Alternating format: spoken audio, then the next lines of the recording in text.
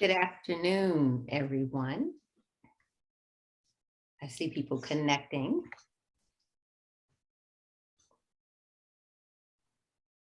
Good afternoon, and thank you for joining. This is Cyversity. It's our Atlanta chapter meeting, so thank you for joining today. My name is Ife Davis, and I'll be leading this discussion for today, moderating the agenda and all. Wanted to welcome you all for joining this afternoon as we kick off the inaugural Cyversity Atlanta chapter meeting. Let's go to the next slide. Let me make sure I'm on that right. Oh, go back. So we're going to do the agenda items are the chapter leadership team. We'll do an intro for them. We'll have a special message from a co-founder of Cyversity, Larry Whiteside. We'll kind of look at the events calendar, discuss training opportunities, tell you how to stay connected. We'll talk about the member survey and what that entails, and Chris will take us through that. And then we have a guest speaker, Tony, the nickname UV. We'll go into more detail with that later. He's going to talk about colorblind. And I didn't intentionally add the rest of that because I want him to take ownership of that topic today. But today begins Hispanic-Latino Heritage Month, and he's going to speak about kind of what that looks like from his perspective. So let's get started here. I also want to make a note of some logistics. As we go through this conversation, there are going to be some questions, things that you have ideas of. Please use the chat room for that, because somebody's going to be in the chat room. Whether we get to the question during the discussion, we'll definitely pick up the question as we go along toward the end, because we'll have plenty of time in the end for Q&A. All right, so let's kick off with the meeting the Atlanta chapter board members. Cassandra Dacus is our chapter president. Because of schedule changes and things that happen, everyone here knows about those. I'm leading the discussion today, and she'll be back with us on our next chapter meeting. Sharon Burgess is our National Vice President of Strategic Initiatives. Christopher Cutts is the Director of Membership. Myself, Ife Davis, Corporate Partnership, and Rick Hart is the Director of Career Placement. We're going to start off this discussion because many of you have known ICMCP. Now it's Cyversity. What does that mean? Larry Whiteside is the co-founder and president, and he's going to go through what that means. Larry, I'll give it to you. Thank you, Ife. So first I want to welcome you. I can't tell you how excited I am to be participating in this inaugural kickoff for Atlanta. There's so much opportunity in the city of Atlanta within itself, right? And so us having this kickoff for me really is the beginning of expanding on the opportunities that we're going to be able to make in that local community. And I'm excited about what that means. So to talk about who we are today, right? So ICMCP was founded years ago, right? 7 years ago. A number of us senior leaders in the cyber field came together and said, we're not seeing enough representation. And we sort of came together to figure out what are we going to do about that. But as we've moved forward and we've grown and we've matured, we realized that we had to pivot. And so I'm going to talk about what some of that pivoting looks like, right? So Cyversity. How did Cyversity come together? It was really last year, or January, February 2020, when I had stepped out on faith into the role of president, that we sort of came together and said, first off, ICMCP was a tongue twister. Let's be very honest about that. And so anybody that's been here for a while, you probably spent the first 2 minutes when you're introducing yourself and introducing the organization of explaining what the acronyms meant and trying to work with the other person to actually say them properly. So we went through a number of different iterations of what names we could potentially have, and we landed on Cyversity because, from my point of view, I say that cybersecurity and diversity had a baby, and they created Cyversity, right? Because a number of people started thinking down the aspect of university, where are we going to become an academic institution? I said, no. We're not trying to. Our mission remains the same, right? Our mission is at its most basic point is representation of women and underrepresented minorities in this industry to create programs and to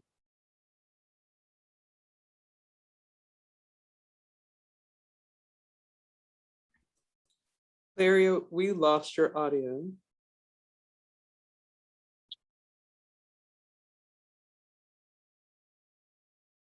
So we're going with no headset. Can you hear me now? We can hear you now. All right, great. It's amazing how much we depend on technology and how much it still fails us. All right. So for us, our mission remains the same, but we've added a couple of important components to this. So one, if you go back to that previous slide, and I'm not going to take long, I'm going to go through this, but fostering recruitment, we all get. We know that we want to get more people into the field. We also recognize that inclusion is an important part, that when you get into a role inside of an organization, you want to feel like that you are a part of solving the problem and you understand. But that retention piece is something that's new for us to add. And we added that because there's an alarming statistic that women and women of color specifically are leaving the industry of cybersecurity faster than any other demographic. And so we recognize that organizations are not prepared on how to engage them and retain the talent once they have them. They're, in some instances, they are doing it for the wrong reasons, right? For the simple numbers game associated with diversity. And some are doing it for the right reasons, but don't know how to engage and keep these people that they bring into their organization included in being part of the, solving the problem. So that retention piece is an important add for us as we move forward this year. Right, thanks. Now, our why. We wanted to define our why because a lot of organizations say, well, why are you doing this? And they tend to lean towards, right, diversity in race and gender. And we wanted to put our why here because for us, it's really about diversity of thought and talents, right? And now, the reality is that gender and race and socioeconomic status, all of those are additional components. But in our industry, understanding that the outside the box thinking that you have to be successful in this industry comes through diversity of thoughts and talents that are brought to the table. So next slide. So 2 major goals. So by 2023, we want to reach a membership of 5,000, and we're well on our way, right? Being starting the last quarter of 2022, we'll be over 3,000, right? And so that still leaves us a ways to go, but at the growth rate that we've been having this year, I anticipate that we can do it. But understand that growth rate comes through communities, that comes through you guys, that comes through the chapters, being social, being active, right, and guiding in their local communities and bringing and fostering people to know that this field exists and getting out there and communicating what this organization is doing to help better the field. The second piece is 80% engagement. It is important that all of you engage. I can tell you in the 29 years I've been in this field, I've learned more through engagement with my peers in the industry than I have in any training classes. Yes, training classes will give me some tactical hands-on things that I could take back when I was in a real techie, but the engagement that I had with my peers across the industry actually is the things that I learned that I could take back and actually implement. Those are the things that, oh, here are things that I can actually do. So for us as an organization, we want you guys to engage in this community. We want you guys to communicate and collaborate and share with each other and learn from each other. Next. So, Cyversity Engage. This is part of our fostering engagement. If you look, there are a number of different topic areas and ways that you can go about having conversation, right? Because sometimes it's hard to come up with a topic, right? And we absolutely get that, and we understand that that can be a challenge. But what we wanted to do is we wanted to align and give you some easy areas and easy ways by aligning to certain diversity and demographic-based things that happen every month, right? So you look at May through December, right? There are different things that each month that you could potentially take advantage of and align something to. For example, in September, today, we're going to have somebody, right, as part of Hispanic-Latino or Latinx Heritage Month, come to the table. Next month is Cybersecurity Awareness Month. There's a number of different things you can do there. November is Native American Heritage Month, and December being Disability Awareness Month, right? Each of those gives you an easy roadmap of things that you can do that month if you don't have something else that you want to talk about. Next slide. I think that's the only one I have for you, Larry. Is that it? All right, Yeah. that's fine. So I'll leave it here.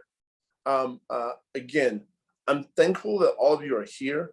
recognize that you guys, right, the people, I look at chapters as the boots on the ground for what we're trying to do globally, right? The chapters are the ones that are going to grow us organically through all of the communication, all of the engagements that you have in your local communities. And that can be in the K through 12 environments, that can be at the collegiate environment, that's going to be in the corporate environments with your corporate peers across your region. It's important to have that dialogue, help them, and that means our allies as well.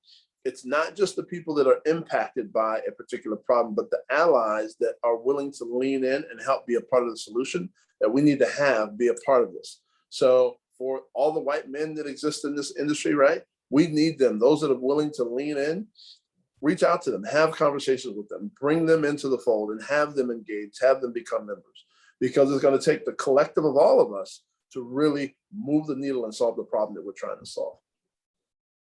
Thank you, Larry. I appreciate it. My pleasure. We're going to stay on the same thing that Larry's talked about engagement, right? So we want to talk about specifically some events that are happening in the Atlanta region. October 13th is our Engage webinar. The topic is ransomware attacks. Everyone has heard about ransomware.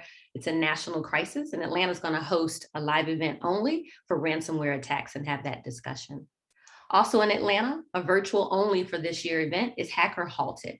That conference is coming up October 7th and 8th. So save the dates for those two events.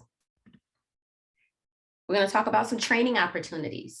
There is a holistic information security practitioner, HISP. It's a certification program. If you go to hisp.org, you can find more information out about that. And then the Cyber Executive Masterclass. This is one that I've actually taken myself and is very good. It's a series of classes along the way that covers all topics within the cybersecurity realm. And you can find out more information from that about classllc.com. And no worries, if you don't write down this information, this is being recorded so that you can have it for later. All right, so let's get on to the next topic area.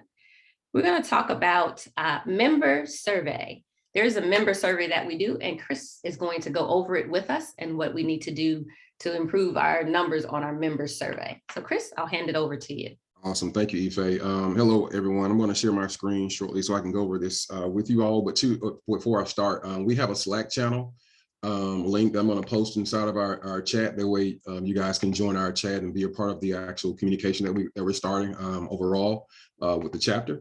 We want, guys, we're going to hear from you. So initially, the actual survey was built off understanding the team, the members as well, but more importantly, having a voice for you all, having a voice to where we can support you all throughout this process. Let me share my screen. Stop sharing. Yeah, I couldn't get into it. Right. Okay.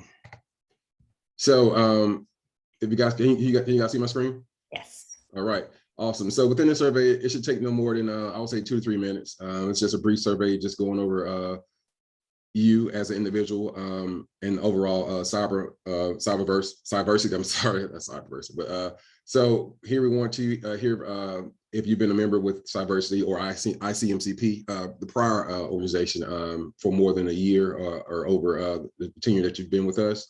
Want to understand the your level of communication within Cyversity. Are you receiving emails? Are you venturing the website? Are you part of the Slack channel to see how engaged you are? Third question would be, have you attended a webinar? We had several webinars this year. We have one now after our current meeting. So you guys will be attending this webinar as well. Did you find the webinar valuable?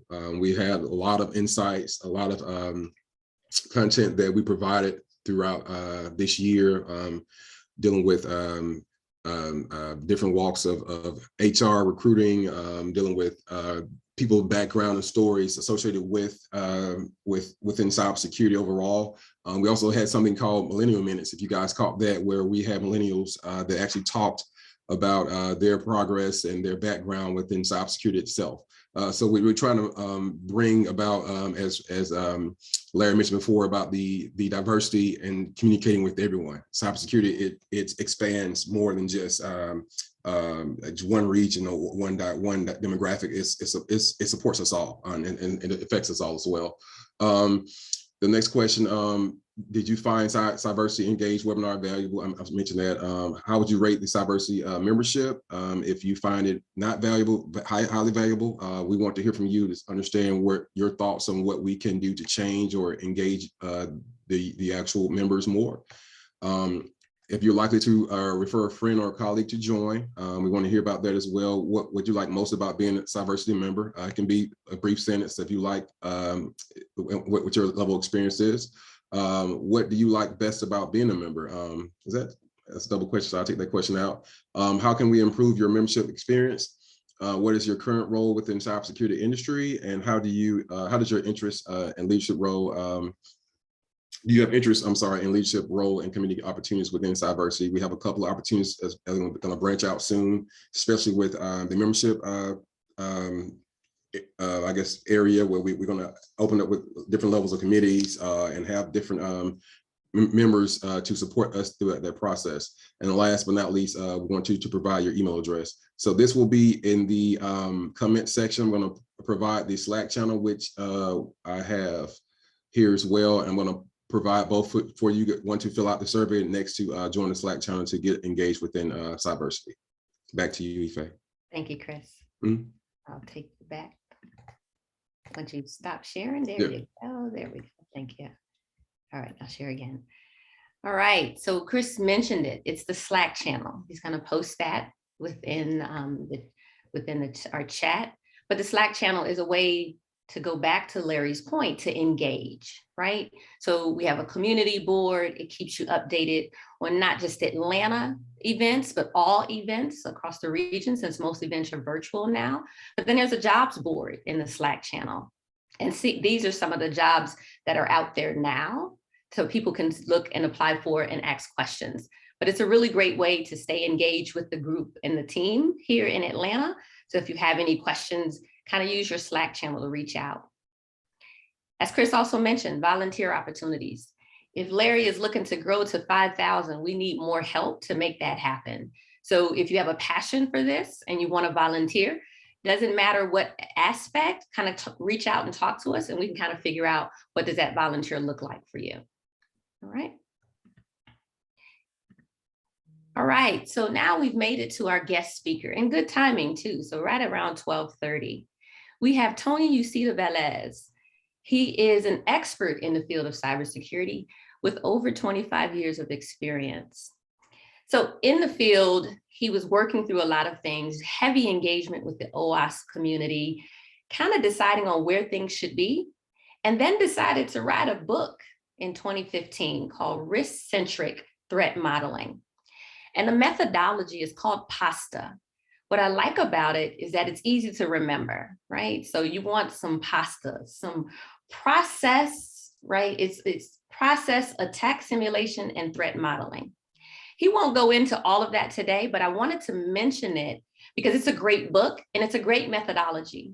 And he is the co-founder and CEO of VerSprite Security.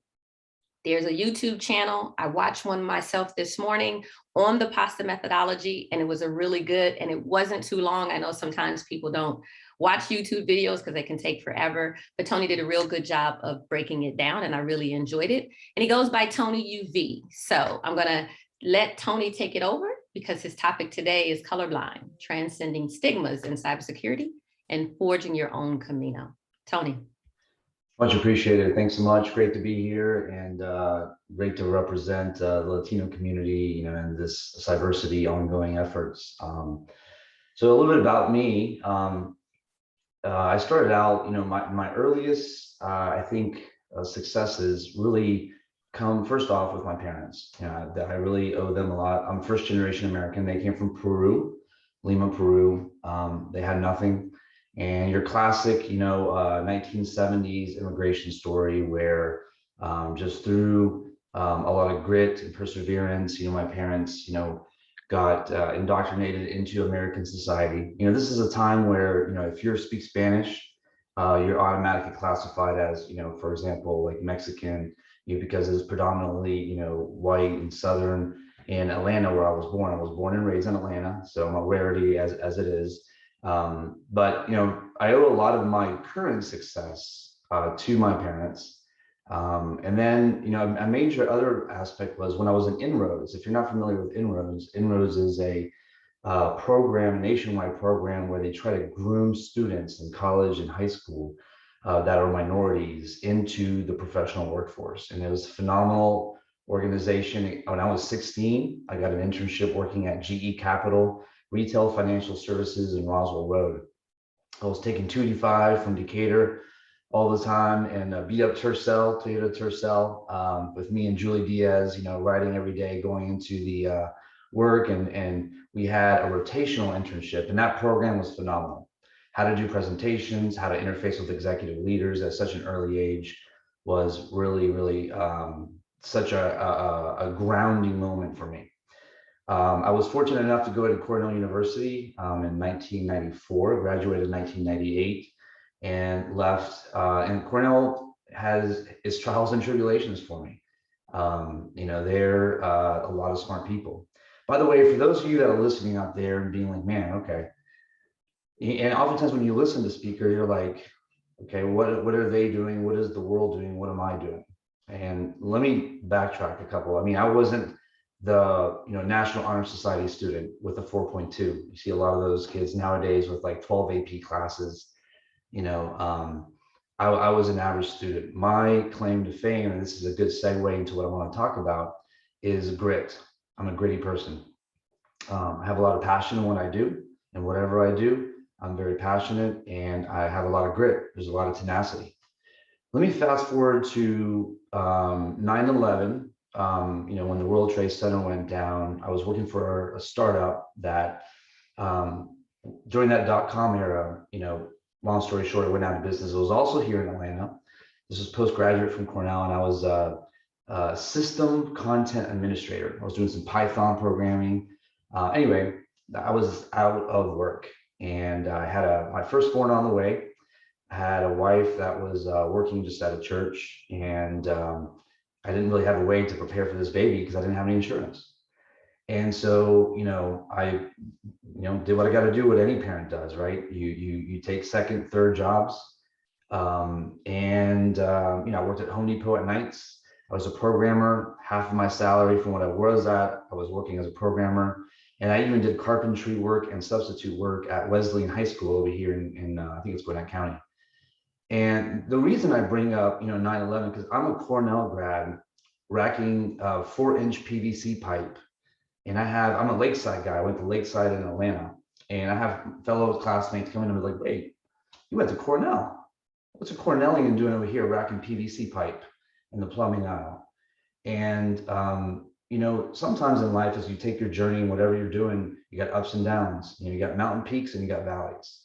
So as you take your, if your journey is to get into cybersecurity, I never would have thought, fast forward to today, as introduced, I'm the CEO of a cybersecurity company called VerSprite. It's a $10 million cybersecurity global firm. We have over close to 300 global clients. We work with a lot of Fortune 500s.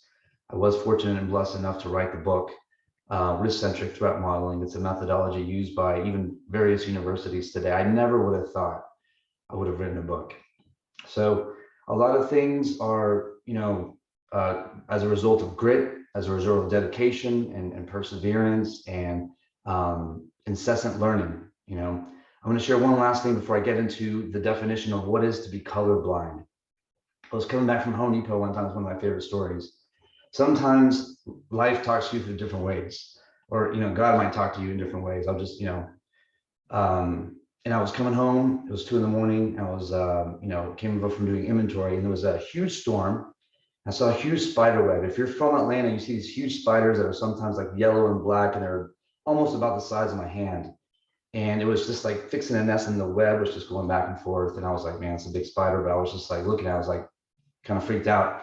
Next day, the storm was still, happening. I came back and I was about to go in, still saw the spider. The web had been largely destroyed because of the winds and the rain. And I just sat there looking at it, and I was like, this spider here is hustling. I don't know what tomorrow is going to bring in terms of like my next step beyond working 3 jobs, but that spider actually was an inspiration. And I was like, yeah, I think it was like God's way of saying, hang in there, build your web, keep going, and keep hustling. So I went inside, and I use that story a lot because oftentimes in life, when you're trying to go into cybersecurity, it's tough. You try to get the certs, you try to get the CISSPs and the CISAs and the CSMs, and you're like, I did it. Where's my job? I did it. Where's my pay raise? Right? And sometimes it doesn't happen. So let's talk a little bit about colorblind. I actually have a couple of slides, and I know that I don't have presentation rights, but actually I do have presentation rights. I'm over here. So let me pick screen 2, share. So hopefully you guys can see that. Colorblind, transcending stigmas in cybersecurity and forging your own Camino. Camino is path for Spanish. I'll open up with a funny story, as we go into, well, actually, let me open up with this quote, one of my favorite quotes. This is from St. Augustine, and I'll let you guys read it. But it's really talking about humility. I cringe when I'm sometimes introduced as an expert, because I'm never going to be really an expert. Expertise kind of has this implication of like, you're at the top, you're looking down, and you're just kind of coasting. If we look at technology today, we look at, cloud technology, SaaS, PaaS, IaaS. We look at quantum computing. We look at how processors speeds are evolving. We looked at crypto. We look at general contracts and ledger systems and things like that. Things are like, it's tough to keep up, right? How do you do it? And if you're an old buck like me, I'm 45. You got kids, you got responsibilities, this, that, and the other. You can't keep up with everything that's going on. So you're always learning. So part of rising is humility, right? It's being able to say is that I'm going to be learning. There's a saying in Spanish, since this is, Hispanic, National Month, there's a saying in Spanish, and those of you that are Latinos may have heard it, consejo de un conejo, which means advice from even a rabbit, right? Never disparage advice, because sometimes even bad advice is good advice. It tells you kind of know what not to do. We're always learning, and that's a key aspect to getting into cybersecurity. Colorblind means oftentimes, especially in this climate that we're in, so my parents came over as immigrants, and they worked hard. There was a lot of guardian angels along the way that helped my family out. I never knew, in Spanish, we call this store that we went to all the time called La Tienda Tía, which is the auntie store. And auntie store was really a thrift store. And nowadays you go on like Peachtree Center West in Atlanta, you see the Goodwill store, you see people going into a thrift store, people are like, oh man, you're resourceful. And back then, no, you went to a thrift store, no, you're just poor. I mean, so you're going into, patching up Ralph Lauren, shirts and this, that, the other that might have a hole here in the armpit and things like that. And you do it, but you appreciate, right? You appreciate all of those things, but it helps you to put things in perspective. And I bring that up because, nowadays, as we look to grow and have greater representation in a majority type atmosphere in work, corporate government, et cetera, we see some positive changes. We saw some positive changes in the Obama administration being, the first African-American in the White House. We're waiting for, positive changes for first female president in the White House at some point. It's good to have all this, you see minority-owned sports and enterprises, iconic individuals that are influencing culture, pop culture, social culture. I mean, everything, even technology, it's amazing. But once we get there, we have to, at one point, once the ingredients for excellence that have gotten you there, that have gotten those individuals are there, you want to, not look at color. Sometimes I might look at a fellow Latino and be like, oh, let me go and befriend them or talk with them or have lunch with them, in a corporate environment because they relate to me, they look like me, they talk like me, and things like that. It's important to know, and I'll talk a little bit about this, a little bit later on. It's important to know where you came from always, right? And And that goes beyond race. That goes, sometimes beyond, it goes into, more finer things like upbringing and things like that. But if we try to stay more topical to cybersecurity, I use the word stigmas as splinters. Sometimes we have a stigma. I'll use this story. I was at SunTrust Bank, and I forgot my key lock to get into my file cabinet. And I was using a paperclip to basically jimmy the lock and open it and get into my files. And my boss walks by, he shakes his head. He was like, man, you Puerto Ricans are all the same, And, it was funny because like we had a good relationship. I mean, he's an African-American guy. And I just walked in, I was like, what? But, there's this stigmas. We all have stigmas. We have to admit that we all have stigmas. Stigmas are not good, but they're inherent to almost human nature, right? What we want to do, if we look at this cartoonish representation there of diverse groups of ages, of people, of races, we want to look at capability. Capability breaks down walls. My favorite place for diversity are two places. Going into a sports arena. I had the unfortunate of going into Mercedes-Benz this past Sunday and seeing my ATL birds fall down and not play. But anyway, I still like to see the diversity of what's there. There's people, black, white, green, yellow, doesn't matter, all right? Cheering on the same team, right? And it's awesome. The other one is mass, going to church. You're going there, someone in a wheelchair, a child that's 5 years old, someone that's, 98 years old, Filipino, Vietnamese, Indian, black, white, doesn't matter, all types of Hispanics. You're going there for a common purpose, right? It's beautiful.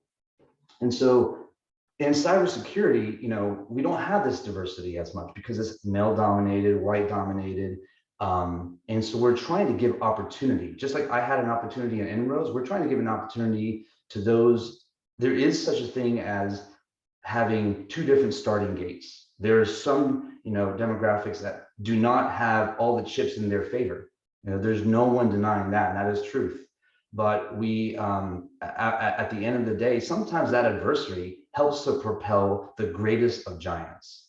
So how do you get there is, through grit. But as I stay on this slide and I have the other point here, it says cybersecurity industry suit versus the hoodie. I want to take a step back away from, true diversity, race, genders and things like that, to stigmas like in cybersecurity, the suit versus the hoodie.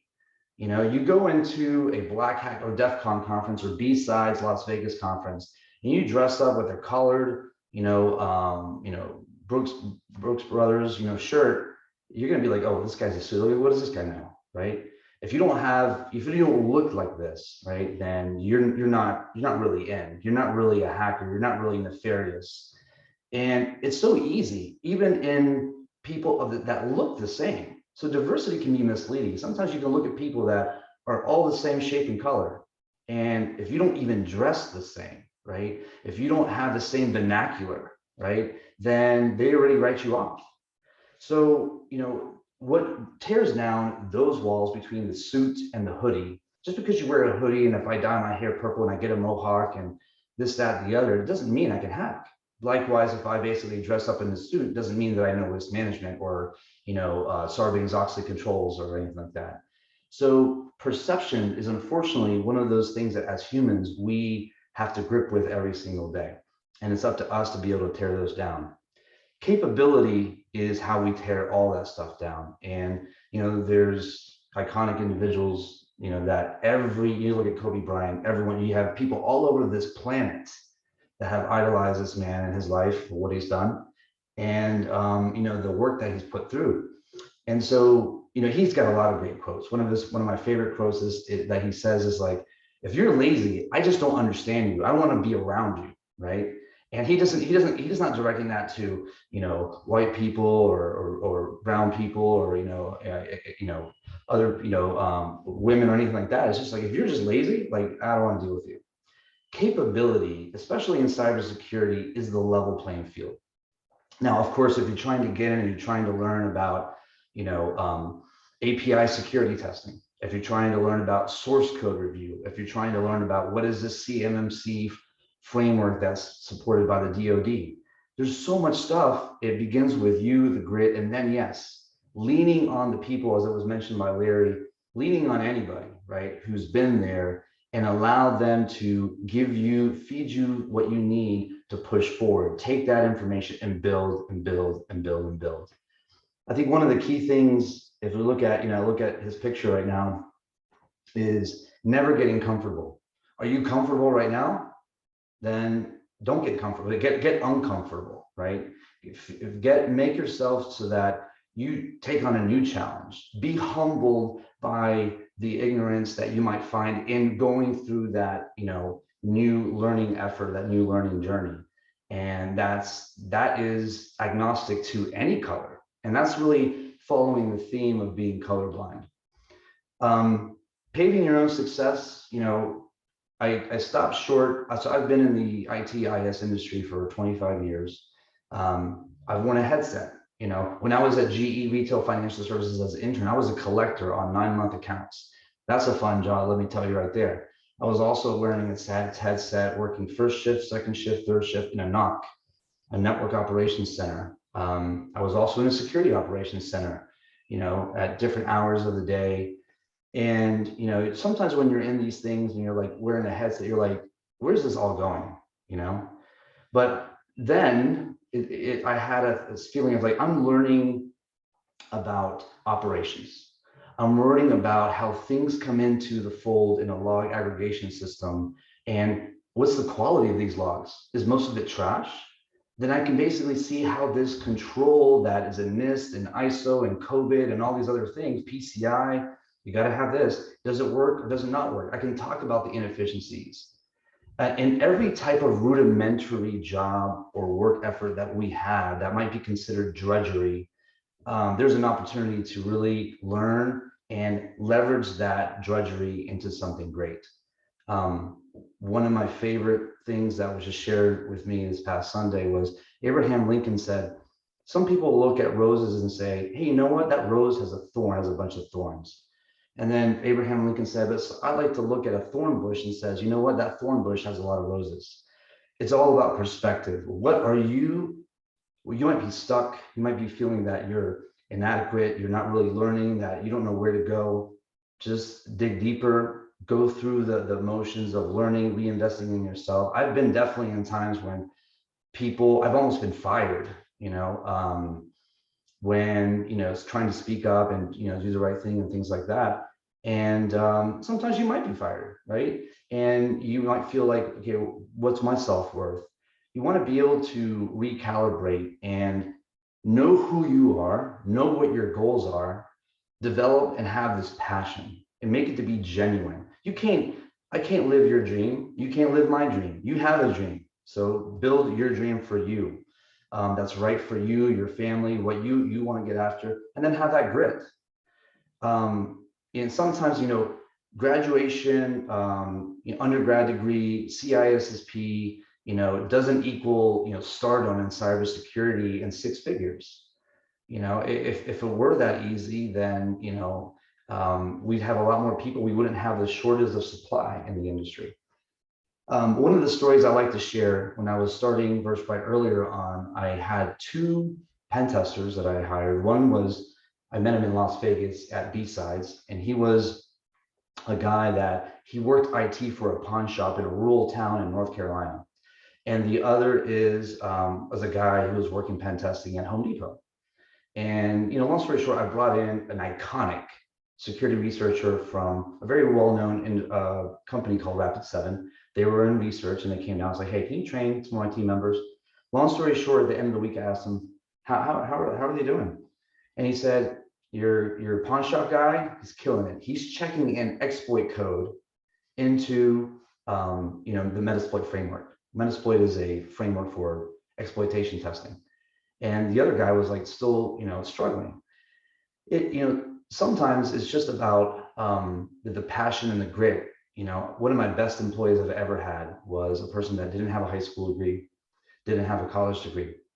I met, and he started out as a pen tester, went into mobile pen testing for us. He started a research arm. The research arm that VerSprite has today is because of him. And the other one is an individual who is an Uber driver that my VP of business development met while in DC. And they met, and I talked to my guy Scott, who was my BD guy, my business development guy, and he said, I really want to help this guy. This guy's like, he really made an impression on me. Like he's trying to do the right thing in life. He's had a couple of different, chips not land as they should, and he's trying to support his family, his, this, that, and the other. And he was sharing, and I was like, well, do something about it. Anyone that knows me is like, I don't like just to talk about things. If there's a way that we have a chance to solve, let's go in and solve it. And I was like, well, put your money where your mouth is. Mentor him, like be a mentor, take him on. And so we brought him on in sales. He has no cybersecurity background, no college degree. He has a very unique upbringing. There's a lot of strifes and tribulations, but he's getting his life right, and he's been one of the best employees I've ever had. So if you're looking at this slide, you have to know yourself. You have to have, if you don't have passion, you're not going to be successful in anything. You have to have passion, and you have to have grit. Grit is going through the valleys in life and be able to say, hey, you know what? I'm going to actually push through. I'm going to network. I'm going to look beyond the excuses that I have for myself, that society wants to coddle me and say, hey, it's okay. It's not okay. You want to be able to, yes, know where your background is, know your culture, right? Know your identity. There's adversity everywhere. I was in a presentation one time to a CEO here in Atlanta, and I introduced myself. Hey, my name is Tony UcedaVelez, and I gave him my business card, and he looked at it and he goes, when are you changing, you see the what? I was like, oh, UcedaVelez. He was like, huh, when are you changing that?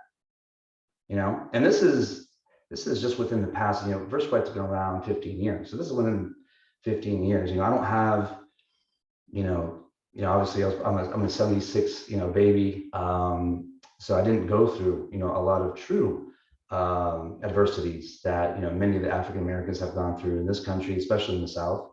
But, here we are, and, you get that. And you could instantly be tempted of me versus them, right? We're different. At the end of the day, I'm here to do a job, and I'm not going to let that define me. I'm not going to let that anchor me down. I'm going to go in and I'm going to realize that in this world, there's coworkers, there's bosses, there's, technology partners that don't want to see the better version of me. So find out who wants the better version of you, and persevere, know yourself, have passion, deliver with grit, and you'll exceed your expectations. Thank you, Tony. That was amazing. I got a lot out of that too. I'm going to open up the questions for Tony, if anyone has any right now. Are there any questions for Tony?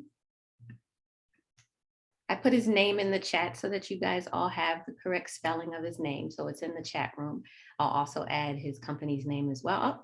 And he's already put his LinkedIn so you can get and reach him, and his Twitter account as well. So you can reach him that way as well. But thank you again, Tony, for that. Yeah, hey, Tony, Devin Bryan here. I think we met at RSA a couple of years ago. Great seeing you again. And thank you so much for making the time to kick off Hispanic Heritage Month with Cyversity. We couldn't have asked for a more impactful speaker. Thank you for sharing your story. Very touching, very moving, and very inspiring, taking away so many nuggets from, what you went over today, Tony. So all the best to you. Thanks again for making the time, and truly appreciate it. My pleasure. Good to see you again, Devin. Likewise, my friend. Okay, I'm going to share my screen again. Let's see if that works. Share. All right, so we're going to leave some time open for questions. We have the meeting till 1:30, just in case someone has some courage in asking more questions, but it could be a more personal one-on-one type of questions for the people that did come for today. Going back to the membership benefits, just so everyone can see, if you're on the call today, you should become a member of Cyversity. This is just a brief tidbit of what we offer. We offer these types of talks and kind of seminars and workshops about Cyversity. And we had our mission statement from Larry. So he talked to you about what's the goal of Cyversity and the new mission and the new logo and where we're going from here. And I wanted to thank you for attending. For those who are on the call, Chris also placed in the chat the Slack URL, so you can join the Slack channel right now. What I'm sharing with you now is just other events that are happening. Again, when you become a member, you can see all of the different events that we have, okay? One quick thing real quick, if we could all turn our cameras on when you stop sharing your screen, if we could all turn our cameras on so we could take a group picture. And right, so that we can post this as part of your inaugural thing. I think it would be really cool if we were able to capture that. So, All right. So everybody can camera up, and we go to large screen. And since I'm on an iPad, I'll let somebody else take the picture. Or actually, maybe I have to do it either. Hell, I don't know. Camera up and Hollywood smiles. there you go, camera up and your Hollywood smiles. Come on, Don, Marilyn.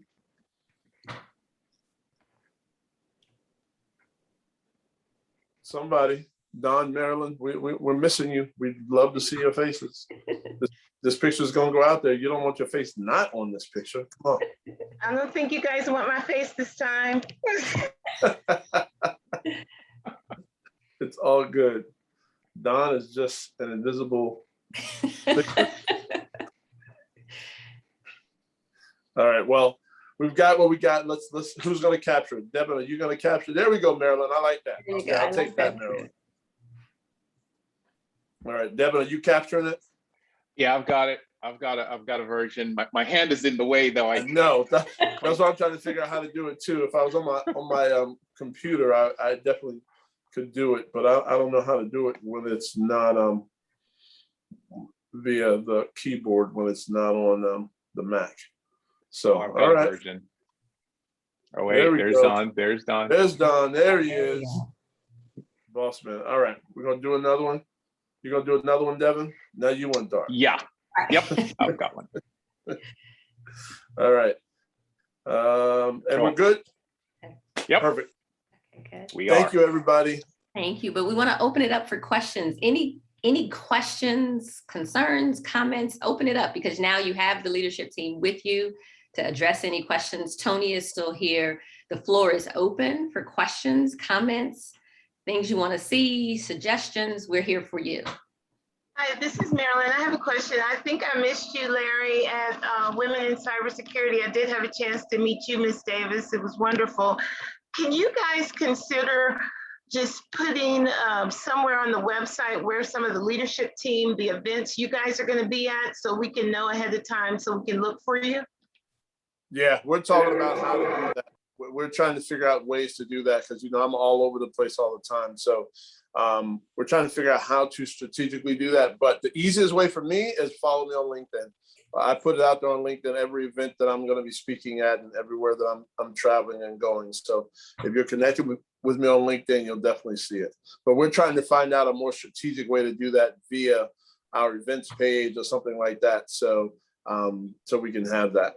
And really where ICMCP is going to be, right? Not necessarily just the leaders, but where ICMCP is going to be represented at a conference, right? So we had the WESIS conference. This week is the Cloud Security Alliance is having their September conference in Seattle, which is where I'm at. So there's a number of different events where we're going to have ICMCP representation. And that's really what we're trying to capture more holistically. Hi, Larry. I have a quick question for you. After speaking with a number of panelists and speakers through the ICMCP webinars, the bottom line advice for me, with somebody with 20 years of healthcare experience and 11 years of health tech startup experience, is to get CISSP certification to signal to the world in cyberspace that I'm very serious and I have that certain aptitude to play a key role and add value to the team, right? Right. My question to you is are you and your leadership team working on creating some sort of a scholarship for minority women to get CISSP certification? Because a lot of the training programs that's out there, they're kind of pricey. So I'm wondering if you're working on some scholarship for us. So we are working on scholarships. We've got a number of scholarships that we're going to be releasing soon. There are, I want to say, 4 different scholarship programs. There's the Marcia McCarthy has a scholarship. Link's Technology Partners has a scholarship. Julian Waits Sr. has a scholarship, as well as the Angela Nichols Scholarship. And then ICMCP is also going to be putting together a quarterly scholarship program where we give out a certain amount. I want to say we landed at $500 per quarter to 20 deserving candidates to go towards reimbursing them for any certifications that training or testing that they're doing. So we are putting a lot of those things out. We also have other scholarship opportunities. So we actually just did one for CISSP training with Target maybe 2 months ago. So there are a number of those things that are happening that you should definitely follow the website, look at some of the social media posts that we're putting out, because you actually did just miss one that was a sponsorship with Target, and I can't remember who the partner was, but there was at one specifically for CISSP training course and test. So where, is there a link where I can go look at all the list of scholarship that you just mentioned? Yeah, so if you go to our webpage, let's see, I'm pulling it up myself because with the new page, I'm not even exactly sure where everything sits. I think it would be on their programs, Larry, scholarship program, mentoring program. So it would be under the programs link. At least that's where it used to be on the old site. But to your point, with the rebranded Cyversity, it might be elsewhere. But Sonia, usually that's where it would be located. I would also add, Tony, among the many nuggets he dropped earlier, he said, it's not always about a certification. It's not always about an undergraduate degree, right? You being here today, you networking as a part of the community might be a faster on-ramp for you as a re-careerist than, spending countless times and money trying to pursue a certification. And quite frankly, I'm not sure that a CISSP is the best first certification for you. It certainly is an important one to have, and still will continue to be the gold standard of the industry, so to speak. But there are other certifications that you probably ought to target in the nearer term, rather than CISSP that has multiple years experience and endorsement requirement. But I would also add that get active on the Slack channels, because a lot of folks will exchange best practices, lessons learned on their career journey that could also benefit you as well. So I think the team earlier advertised a Slack channel, and there are folks there interacting and sharing their journey, and you could also pick up some nuggets there as well. Yeah, and I'll echo what Devin said, right? So I was answering your question specific to the CISSP because that's what you asked about. Now I'll dig into this real quick. So if you go under develop your skills, and then there's a link called find a scholarship. Oh, there it is right there.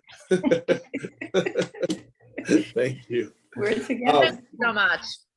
Yeah, so but to Devin's point, right, and to Tony's point, right, you need to figure out what your journey is, right? So every journey is unique. And a lot of times people say, go get this certification or that certification because that's what the industry was sort of calling for. And that's what HR, right? HR is a barrier in many cases to people getting into a role inside of an organization. And they have this, left stack, right stack. Oh, they have a certification or they don't. But to be clear, jobs in this industry are 70% who you know and 30% what you know, right? So to Devin's point, leverage this community, right? Recognize that there are jobs that we post and they get posted in our job board where certifications are not a requirement or a precursor, right? Because they're looking for good people. And as we're trying to change the demographic of this industry and what it looks like, part of that is changing what the barriers are. And so, because certifications are a barrier, because finances are a barrier, and so, right, and we can just go down the line of what that looks like. So don't make the certification your end goal. Figure out what it is you want to do, right? Which role it is that you feel you align to best and you're most passionate about. And then identify what are the things that will help you demonstrate your competency in that particular type of role. Right, that's pre-certification, because there are a lot of things that you can do that are pre-certification. I'll give you an example. I had a young man who I hired as a application security analyst. He had zero experience in cybersecurity, but what he did do in his own time is he went out in AWS and built a security environment, because that's what he was passionate about. And so he learned AWS through some of the free training that they had and things. And so when he came to interview for me, he demonstrated his ability and competency in that without having a single certification to his name in cybersecurity. And I hired him as a level 2 application security analyst, even though he had never had the role, just because he showed the passion and he demonstrated competency that he had gained on his own in his spare time without going through any certification course whatsoever. Then when he worked for me, then I paid for him to go get certified in AWS and certified in a number of different things. So don't always think that the path has to directly go through getting a certification first as a precursor before you go into roles. Yeah, and I want to let Sharon speak on that too for a minute. Yeah, so a couple of tools I think maybe have already been mentioned is we push our members to go through Competency Core, right? So we have a tool that we have that, well, we encourage you to do 2 things when you start. Is number 1, go to cyberseek.org and explore the different types of jobs, right? What's out there, what might be interesting. Then we also ask you to do an assessment of the kinds of roles that you're looking for with this technology that we have called Competency Core. And what it allows us to do is to say, hey, I'm interested, I've done my little research, I'm interested in becoming a cybersecurity analyst. And it allows you to, it'll ask you different kinds of questions, and it will look at the knowledge, the skills, capabilities that you have with fulfilling that type of role. And those knowledge, skills, abilities are mapped to the National Institute of Cybersecurity Education, the NICE framework, which is going to become the standard for the roles and the skills and the capabilities in the industry. So now what that means is I've gone in, I've assessed, I'm looking to be a cybersecurity analyst. Here's what I have competency in today. Here's what I'm missing. Now I focus my training on that, right? And then also when I have a conversation with potential employers who are looking for cybersecurity analysts, you can have a conversation and say, well, yes, I'm familiar with what a cybersecurity analyst does. The standard for what an analyst does is published by the National Institutes of Standards and Technology. And I meet 80% of these requirements. It's a different conversation that you can then have by saying, I'm familiar, I've assessed myself, I'm working on my own development plan, and I'm hungry to get in, versus like, can you just give me a shot, right? So it gives you a little bit more power there and helps you to chart your course forward. And back to the point that Devin made, and I always make this argument, entry-level people can't get CISSPs. Maybe they could, but I remember when I started and they're like, yeah, get a CISSP. And I'm like, I don't got it, right? So, just give yourself a little bit of grace, but then focus on, looking for the certifications, the training, the development that's in line with the path that you're going, not, just because everybody's got it. Because I've met some CISSPs that can't analyze a thing in their world, because how to think. And so as a CISO, I'm looking for people who can think that I can develop, not just people who are going to come to me with a book of certifications and they can't do the work, right? So just be mindful of those types of things as you're kind of going down your path and your journey. Yeah, especially in healthcare, Sonia. I mean, they should be begging for you right now, right? So you don't let that discourage you. Remember what Tony and Devin said, and everyone here. The right path, the right person, the right opportunity is definitely going to come, because I hear the same thing about the CISSP. And I go, okay, thank you, no thank you. Because if you're just thinking about that, then you're not thinking holistically. But thanks for your question. I know I see 2 hands raised, so I'm going to go to Ida next. Ida, what is your question?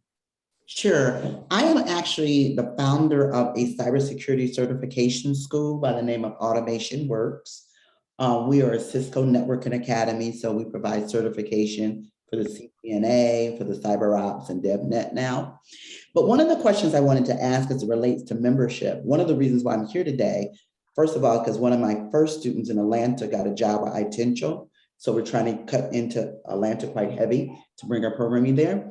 But the second thing is I wanted to know, are students able to network and become a member so that they can be able to get job opportunities? Because one of the things that we've noticed lately, most of our students' job opportunities have come because of employer referrals. I have gone to some companies and said to some employees and say, will you refer my employee in?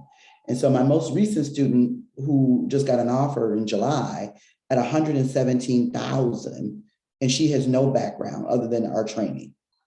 But we try to get them up and running very quickly and add some extra wrappers around it so that they can be able to come. But we really want them to have access to other African Americans and diversity so that they can be able to get interior to companies, because it is really tough to get around HR. Maybe I can start with that and then, okay. Yeah, so when you, Ida, when you mention students, is there a certain age group, or is it just, could they be mid-career transitioners, or you're targeting this 18 to 24-year-old demographic? We're 25 to 40 is our students, and most of them have a background, we notice, in logistics, tech support, or end user support, and they're trying to get to the next rung of tech. They've come to us to kind of whip them into shape and get them to that next level. So I would say that the bulk of our people, when they are getting offers, they're getting offers from 60, as I said, to 117,000, depending upon what they're interested in. Yeah. So maybe to your question around, where there are opportunities to network. I mean, obviously this is one of them. You can see the jobs that are posted in our jobs channel. Our members are posting jobs if they know someone. Our sponsors, our partners, they're posting all of those jobs there. Now, I know I've seen some of your questions before, and they're always similar to this kind of thought, which is, how do you actually get in, right? So a couple of things that go along with it. Number one, yes, it's part of it is who you know, who is in our network that we can refer someone to. But I think the other part that we find with people who are transitioning into the space is that their resumes don't look like they're security people. Their social media profiles and the like don't look like it. And then the people who are interviewing, they don't know how to speak and talk from a security lens, right? So those kinds of things that we've been trying to do with the programming with Cyversity, in terms of, we did a deep resume workshop. We did a workshop with recruiters. So they told you, this is what you need to be looking for. Here's how you tailor your resume. These are the kinds of things that we're looking for on the recruiting side to bring people in. How do you look and present yourself, knowing the job and the role, and what are the competencies and what do you actually bring to it? If I was a gym teacher, and then all of a sudden I'm telling you I'm an engineer, like, what happened in between? Like, how do you know what the capabilities are? How close are you to meeting it? And what are you doing proactively as you're interviewing and developing yourself to say that, yes, I'm the fit. And so I think those are some of the nuances, aside from just, who that's good. That gets you to the door, maybe gets you through the door. But we also have to work on, as a community, how do you present yourself? How do you show up as a security professional? And how do you know what the capabilities, competencies are of the role, and kind of sell yourself into that role? So with that being said, given the fact we will take care of the resume part, that's a done deal as a school. We take care of the LinkedIn profile, so that's done. And all of the interviewing questions that we take care of. But I have to be very honest. Very rarely do I have a Black person ever refer in a Black student. Most of my referrals literally come from Caucasians who will take a chance on referring in one of my students. Very rarely do I have a Black cybersecurity person will refer in a Black student, which I think is kind of odd, because the way that the tech industry runs, referrals are always at the top of the charts. So it's one thing to tell a person to go apply on somebody's website, but I know in this industry, because I've been in it for 20 years, if I got a referral that came from somebody I know, I'm going to put them at the top of the pile. And if I have anything left, then I'll go to what was submitted to HR. That's the reality. So when we tell people we got jobs on a website and to send them through, that's one thing, but that's not reality.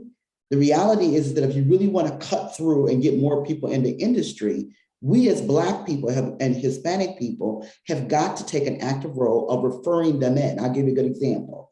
We place somebody at Deloitte and Touche. The young lady who referred her in was a retiree from the FBI. So immediately when she referred my student in, my student was at the top of the pile.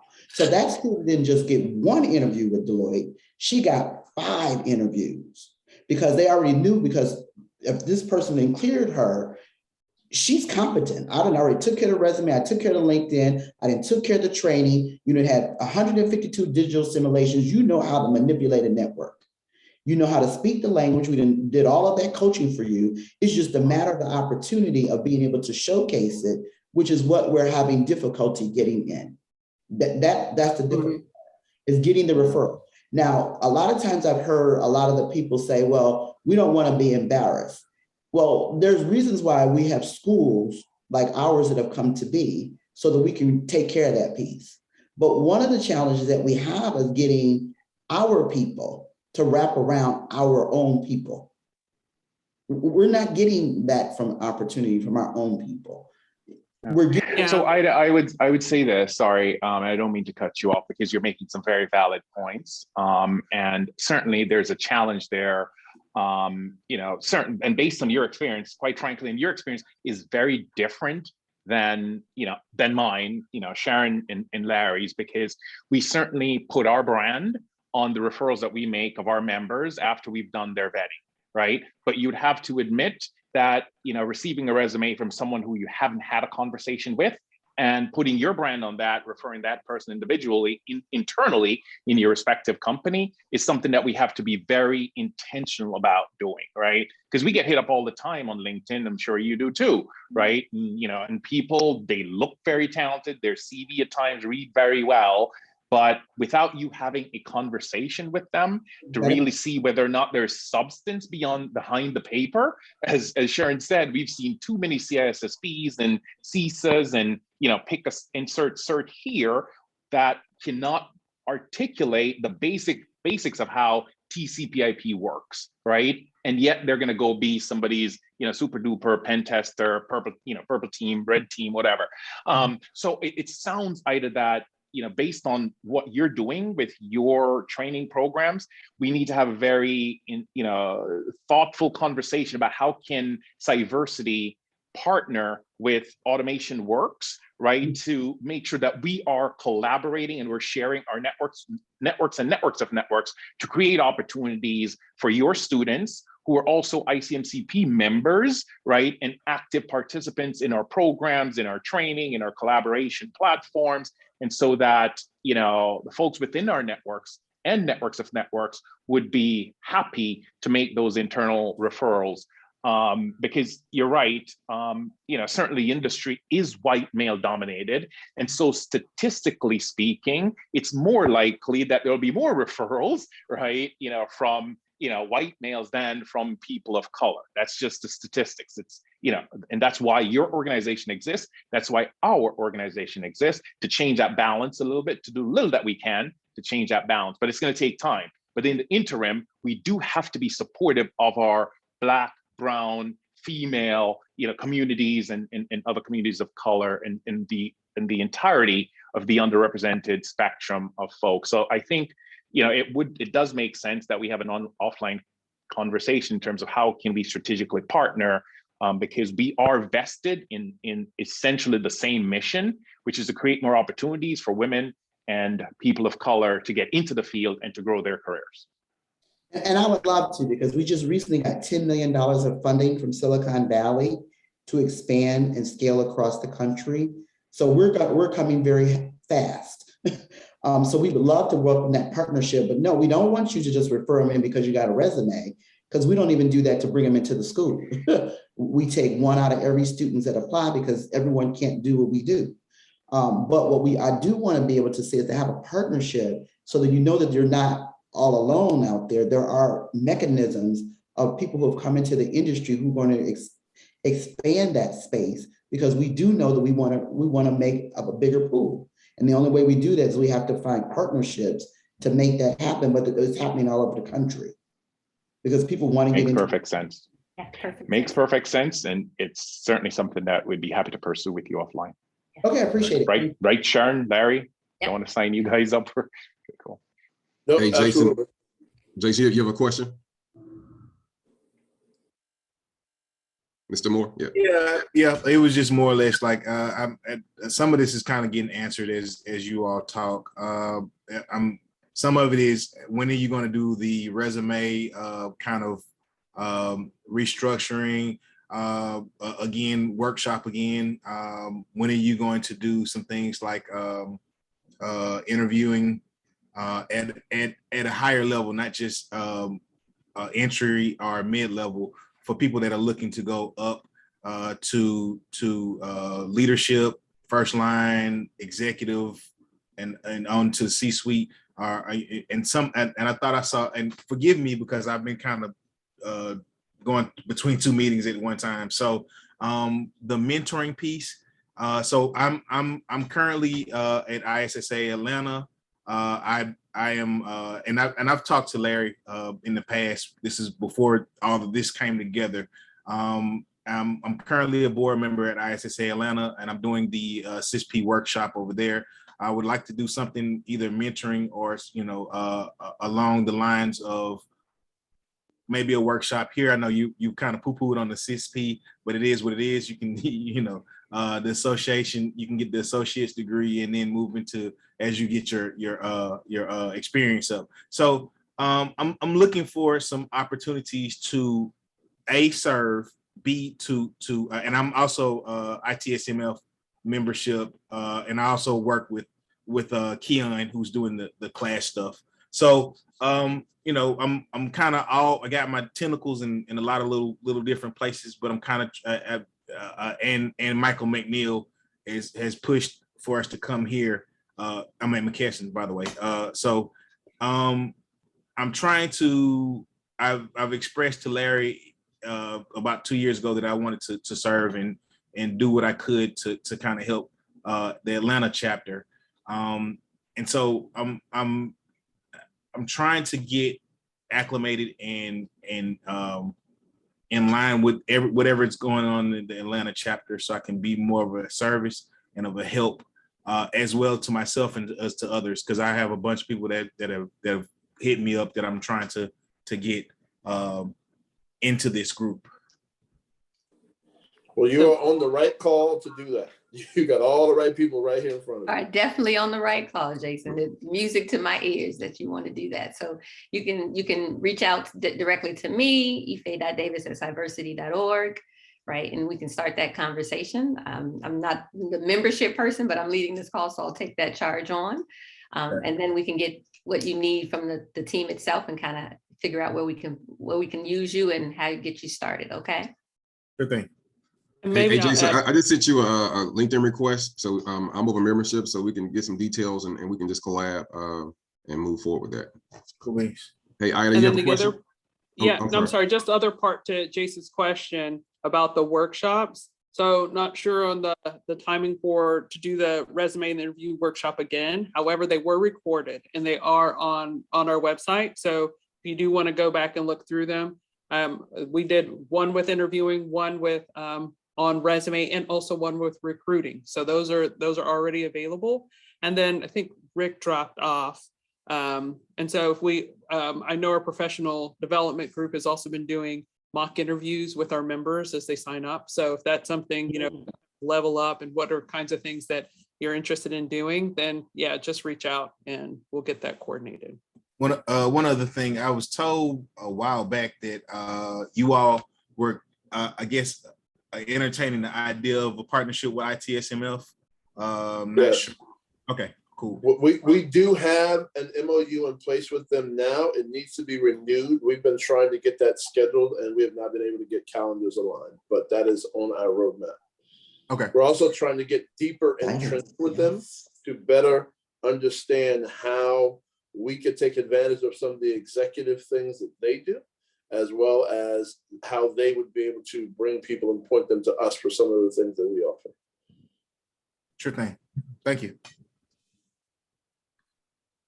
And Jason, I'm not sure if we answered your question in terms of when the next mentoring program session will resume. I think I don't know if you guys want to weigh in on that, but in the interim, As I said earlier, the Slack channel, the membership Slack channel does have great information, great interactions. I mean, it's certainly, improving, but, do engage with us on an ongoing basis there.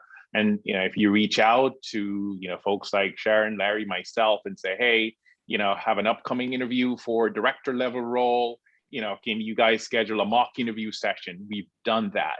We've done that for our members because we certainly believe that we want to give them the best opportunities for success possible. So we've done mock interviews, we reviewed folks' resume ad hoc outside the scheduled session. So more than happy to help out however possible. And well, by the way, tell Michael McNeil that he needs to get involved with the Black CISO Council, right, Sharon? We've got about 20, 25, 26 or so Black CISOs who get together on a regular basis, and Michael hasn't made any of our meetings. Tell him I'm calling him out. So we looking for him, Jason. Let him know we looking for him. Okay, I'll put something out there. One other thing, I am having a little trouble getting onto the Slack. I'm not really sure if it's my account or what, but I'll reach out to somebody offline. So you can reach out, send an email to operations, or just Okay. with us. We'll work it out. Cool, thank you. In the chat room there, I also put in there the on-demand that Sharon mentioned, that the on-demand resources, the videos that we've done in the past that have been recorded, interviewing and all of those things, because they've been recorded, they're in the chat for you. So. Hey, Ida, you have a question? No. Oh, okay. I see your hand still raised. Okay, awesome. Are there any other questions? All right, we're at 1:23. I want to thank Tony again for coming and speaking for us today. That was very graceful. And then he also put some things in chat for the inroads and also for OWASP, just so you guys have that as well. And then there's the Cyversity register for the ransomware attack event. So Slack, you'll get all this information, but we're putting it in the chat room for now, just so you have it. But if we said nothing else, it is Slack. Engage, get together, partner with us. This was a great conversation to learn about what you need, what you're looking for, and how we can partner to make it work, because that's the only way this is going to get done. I want to thank you all for joining today. But with that being said, I'll let you go for the rest of the day. And until next time, join the Slack channel. Thanks, Devin, Larry. Thanks, Sharon. everybody. Take care, guys. Thanks, everybody. All right. Bye-bye. Great job again, Tony. Awesome. Yes. Thanks so much. Take care, everybody.